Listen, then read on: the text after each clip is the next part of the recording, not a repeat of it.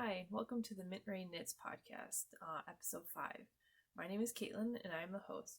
You can find me on Instagram as Mintrain Yarns, on Ravelry as Mintrain, and you can find my Facebook group as the facebook.com/Mintrain hand-dyed yarns. And I did convert my business Ravelry page to the podcast, so you can find that by searching under the groups tab on Ravelry for the Mintrain Knits podcast. So hi, it's been a while. I was gone over Christmas. I went to New Jersey to be with my fiance's family for the holidays. We were there for almost 2 weeks. We celebrated Christmas and New Year's there, and then drove home back to Michigan on the 2nd before what was supposed to be a big snowstorm, which never came. So I have done quite a bit of knitting in that time.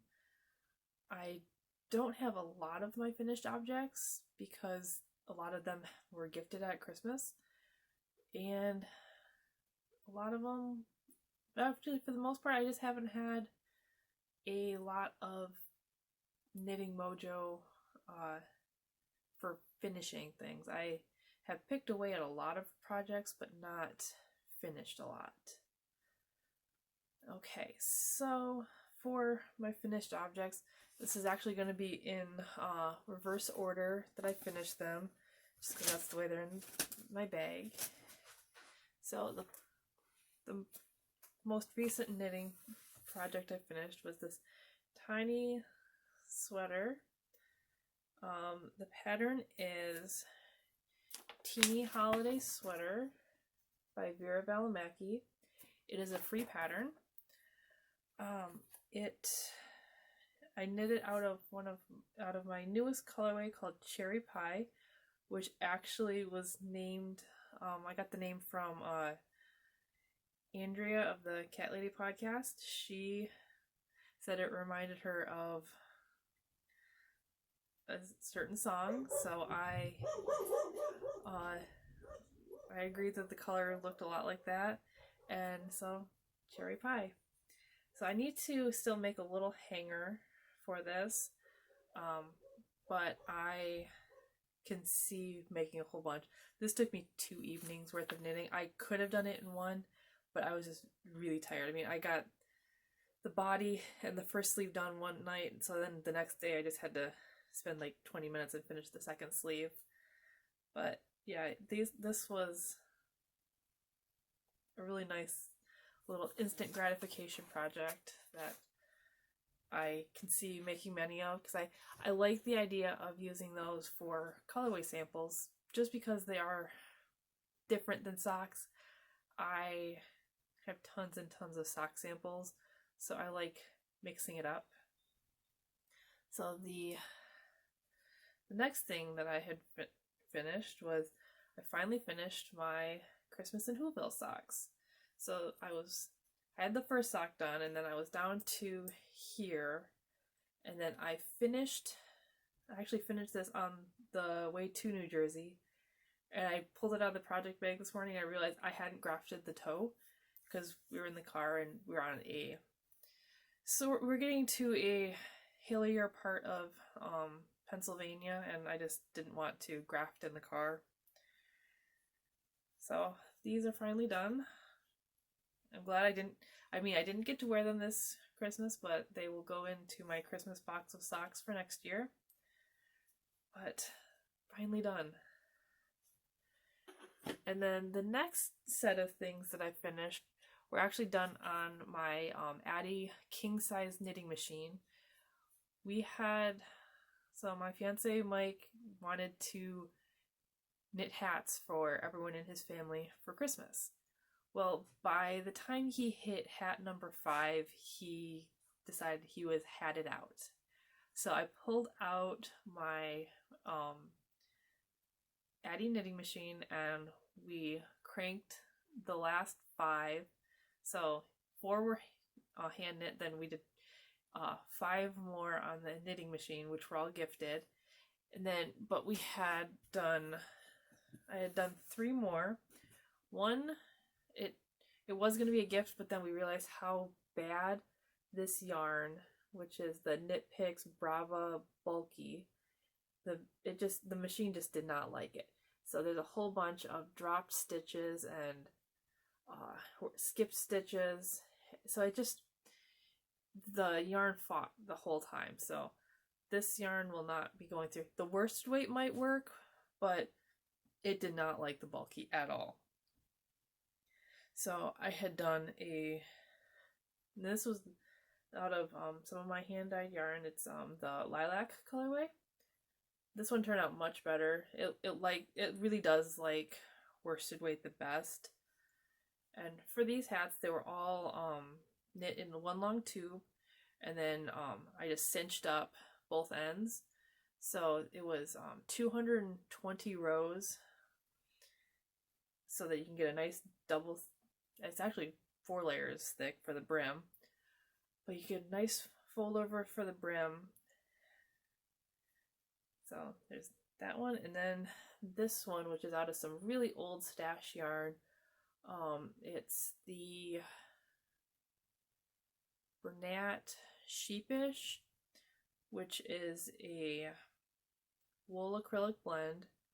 So I used a gray and a green, so it's just half and half. So I did 110 rows of the gray and 110 rows of the green, so that it is actually reversible, so you can have it with the green as the outside and a gray brim as well. But I like it better actually with the gray as the body and the green as the brim.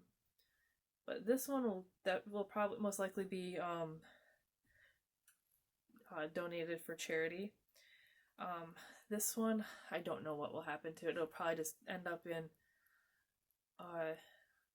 the basket of hats by the front door. If someone's desperate, they can wear the wonky hat. And this one, I actually think Mike will end up taking, because he's found that he actually, even though he does run really warm, he does like wearing hats in the house. So there's 3 hats, and plus the 5 that we gifted. So that was a lot of hats that we did right before we left for our trip. So I actually do have a couple other finished objects that are not knitting. Yesterday I've been trying to reduce the amount of plastic that I'm using, and I found that I really like shampoo bars. So I made a batch of Castile soap shampoo bars. Since I'm just testing this particular recipe, I just bought a 2-pound block of the Melt and Pour Castile soap base and then added my scents to it. So this one, I added some castor oil so it'll be a nice lather, and then some vanilla, patchouli, and rosemary essential oils. And it smells absolutely amazing, and I can't wait to try it out tomorrow. But yeah, I have been having a hard time finding a shampoo bar that really works well with my hair, but I have found that the ones that do work the best are the ones that have the castor oil in them. And Castile soap is just a pure olive oil soap, so it will be actually very easy for me to make myself, because I have been making my own soap for several years now. And then the last thing that I finished was I made some, well, they're called UnPaper Towels, but they are just flannel squares with, and I just did the sewing machine version of a locking stitch along the edge. So they'll live next to the sink, so that if anyone wants to use a paper towel, they can use these. And for the most part, we don't use paper towels that often, except for like really greasy messes, but a lot of times when we have guests over, they always look for paper towels. So this will be right by the sink so they can grab these to dry their hands, or if we want to clean up the counter with them, if we're not using the dish rag, this will be a nice option. So these were actually, I have two different prints right now. I went to Joann's because they were having their flannel sale, and I just picked through the remnants to see what was available, because that with the remnants you can get them really, really cheap. So I got 20, I was able to make 20 of these paper towels or reusable paper towels for less than $3 in about 2 hours worth of time. So it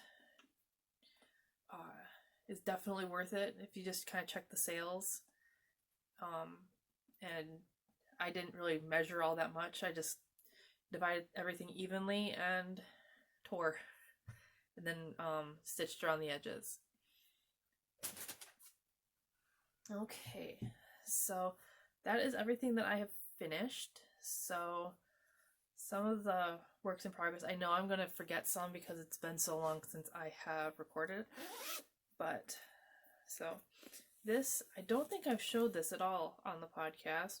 This is my second Zwig by Caitlin Hunter that I have made. So this is out of my hand-dyed yarn in the Claire's Hunting Capelet and North Facing Tower, which are both Outlander inspired colorways. And I wear my other one all the time. It's super easy to wear, and I am very excited to have a second one. So I haven't picked it up really since probably September, and I was right here on the first sleeve. So I got a few inches of probably about 5 inches of the sleeve done. I probably have another, I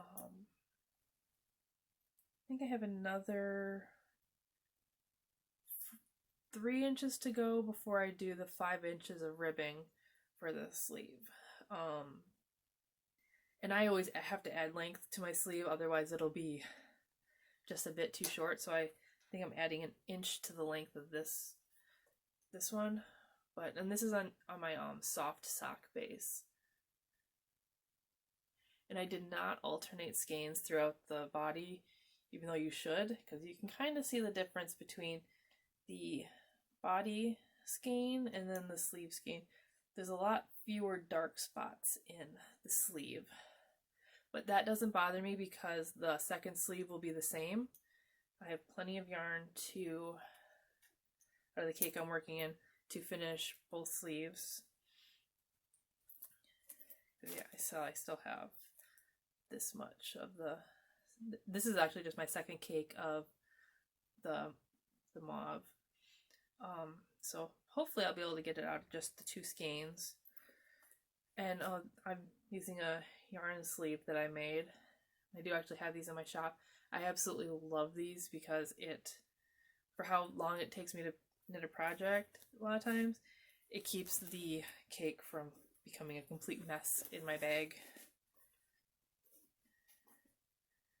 Okay, so the next sweater that I've been working on is my Spellman sweater, which I had originally wanted to have this done for Christmas, but it just didn't happen. So last time I showed it, I was here on the body, so I've gotten probably about 5 inches added. And since it was originally it's written as a cropped sweater, but I am knitting it full length, so I think I have another probably about 6 inches, including the ribbing, before I am done with the body. And then I have the sleeves to do, but I can't wait because this is a nice sport weight sweater, so it'll be, if I can get it done soon, I'll be able to wear it still this winter, but once spring hits I won't be able to, because our springs are very, very humid, and anything except the lightest weight sweater, unless it's a cardigan, is often too warm. Even if the temperature isn't what you would consider a lightweight sweater temperature, the humidity is what makes it unbearable to wear a heavier weight sweater.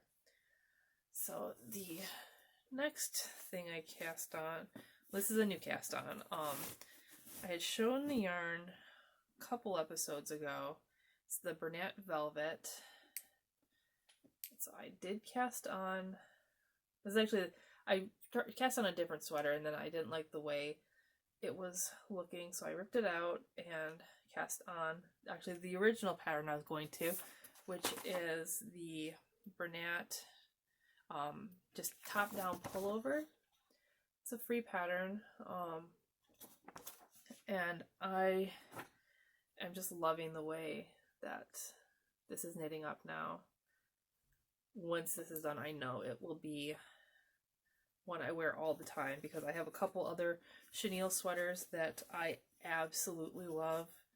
They are just so cozy and I can't get enough of them. Then I have my Christmas Eve cast on. So I did socks. So this is the first one. This is out of my Puabic inspired 12 Days of Christmas colorway. So this is the first one. And it's based on their pottery ornaments that, so each color, each day of the 12 days corresponds to the color of the glazes that they use. So then the second sock, I am past the heel and working my way down the foot.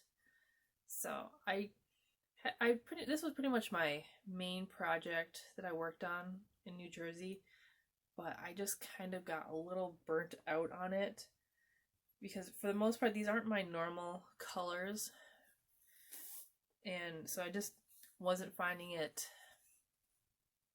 I wasn't completely drawn to it all the time, but I know that I will get back to it because I have actually found my sock knitting mojo again. I used to hand knit tons and tons of socks, and then I figured out my sock knitting machine, and I kind of, I don't want to say lost it, but I found the relief of not having to hand knit so many of my own shop samples. I was able to just crank them, and that made it so much easier. And I've been able to do that for my gift socks that I do. So that it's been nice to be able to find the joy in hand knitting socks again. And then I have a blanket project that I started. This is the Northeasterly. I am still working on the first strip. My plan is to knit the first strip as long as I want it to be so that I know roughly how many grams it will take to do each strip. I am doing this all out of Harry Potter inspired yarns because I have tons of them, because several years ago I did a Harry Potter mini skein club. Every month I came out with 5 different Harry Potter inspired colorways.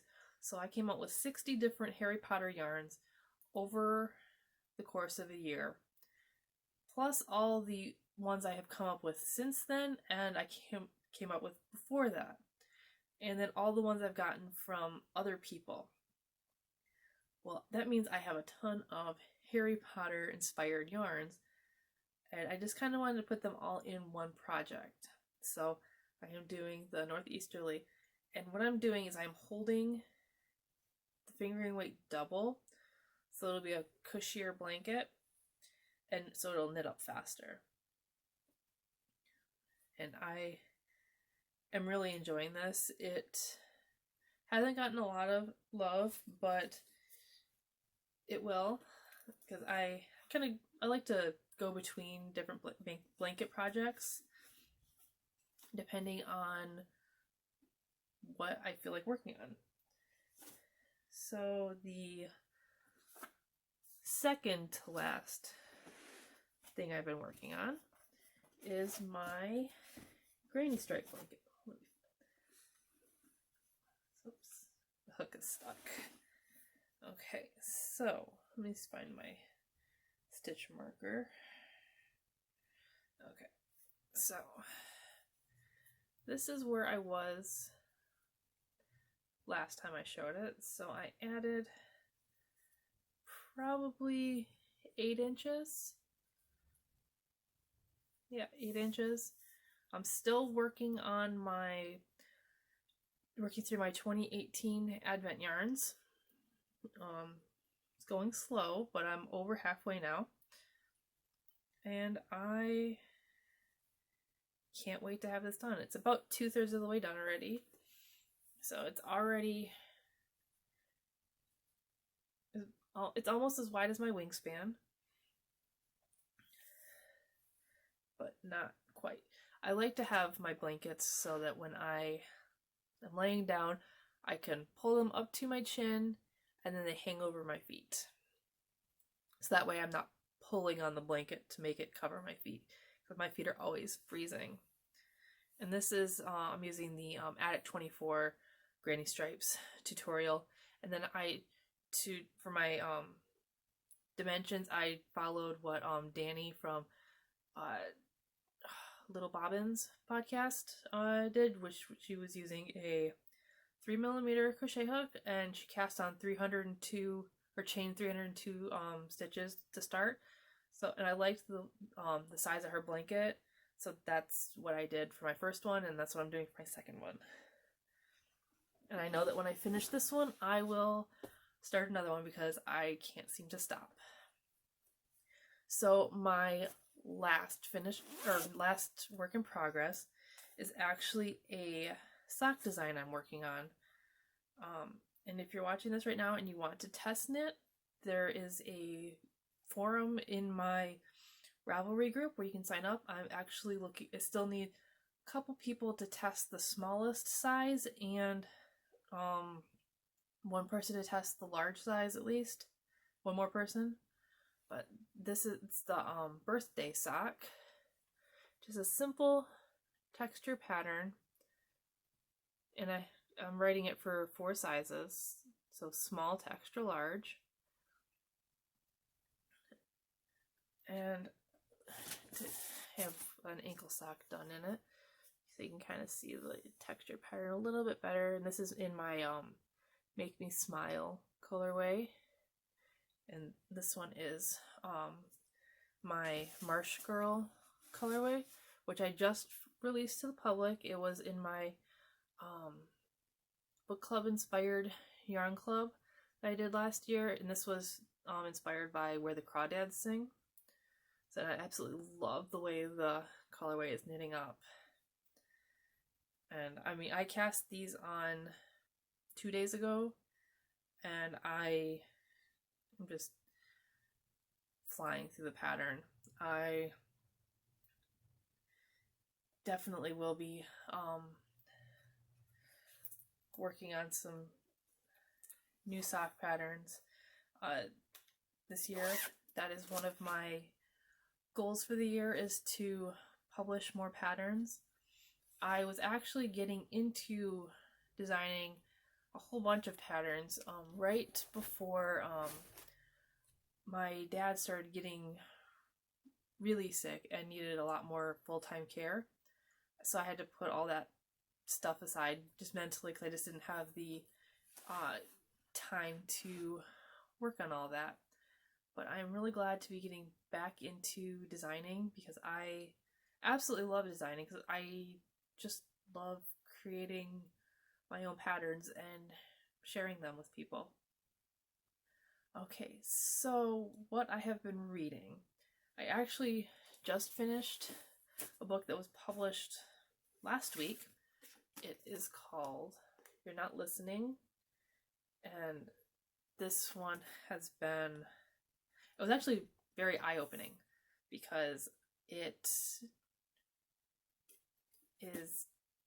shows a lot of the ways that people either just don't listen, or the ways that you will, in conversation, try to pull someone back into conversation, which often leads to either just kind of trailing off and seeming like the story isn't nearly as important or as interesting as it is, or oversharing and then feeling guilty about oversharing when you perhaps wouldn't have normally shared that particular detail about your own life.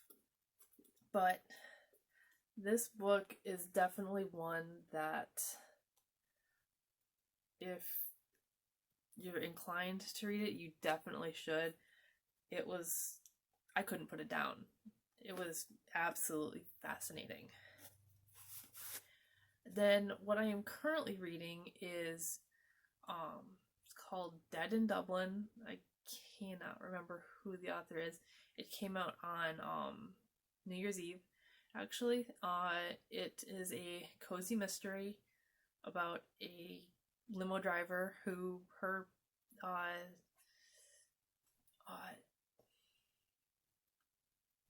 one of the people she's driving collapses and dies right in front of her limo, and it has been